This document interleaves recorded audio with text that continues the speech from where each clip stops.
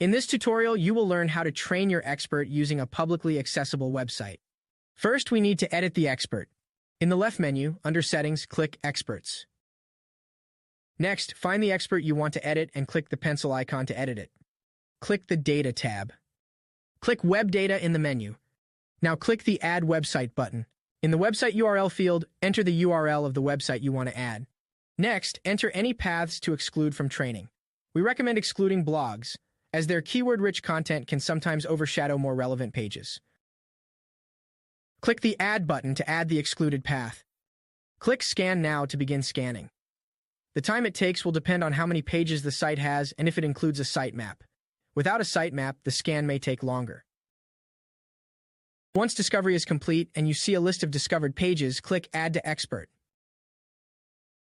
Importing and training the expert on each page takes some time. As each page is processed, it will appear under Discovered Pages.